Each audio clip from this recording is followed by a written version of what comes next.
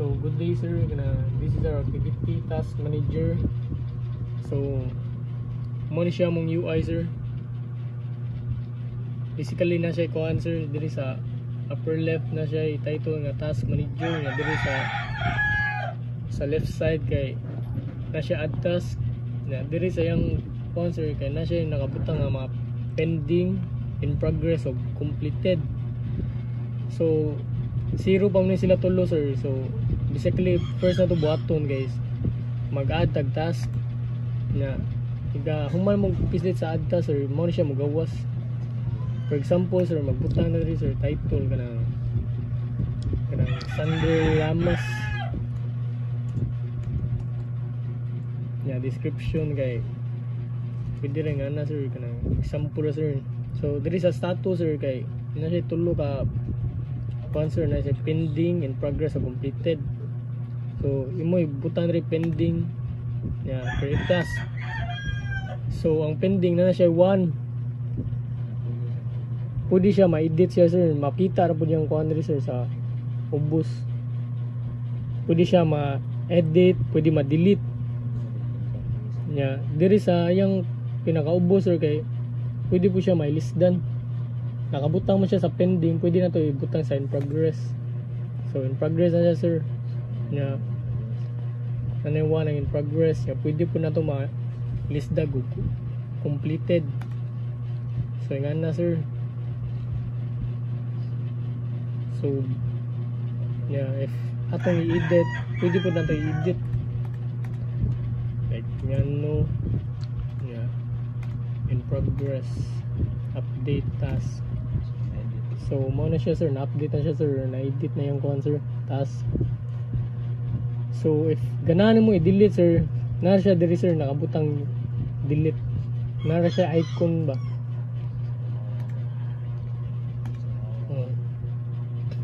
So mo na siya sir. So mo na yung code sir.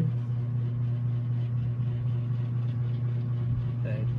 Package.json yeah. So among gigamit diri sir is front end na mo kay Next.js, yang back end na mo kay Node.express. So I'm Ryan Jimiano sir. So mo na mong code sir. So diri nga side sir sa may kaning script sir kay mo ni siya nga code sir kanang mag-run sa Node server. Mo ni ang command para mag-start sa among server sir. So mag-run siya sa among server sir para sa development. Automatic siya mag-restart ang server kung mag-change ko sa code. So diri nga side sir kani sir akong gi-highlighten sir kay mo siya ang concern kanang para sa testing. So I'm Sandro Llamas. So mao ni di ang among code sir. So kani diri nga part sa dependencies is kuan ang express kay usa ka web framework para sa Node.js, meaning ani kay mao ni ang nag-make sa imong server nga maka-handle sa HTTP request na, for example kay kung mag-create ka og API endpoints, express ang mag-handle ari nga part. Okay.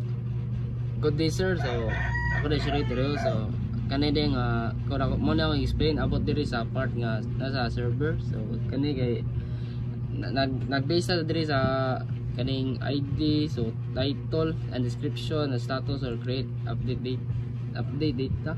So mo ni siya gali sa kani first kay mag-create ka unsa nga content or mga task, then sa kani diri nga part kay ari makita tong yang title kaning sample aning complete project proposal. Sa kani nga title kay ang description ni task kay mo na siya dito makuha na itong mga pending or in kanang progress nga completed. Dayon sa diri nga description kay kaning right submitted or project proposal, dito makita ang gi-update nimo nga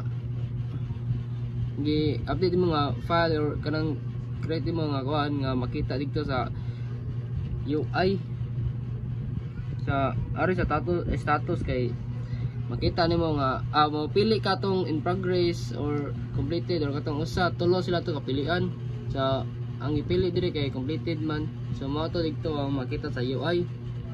Then sa diri nga part kay mao to siya sir nga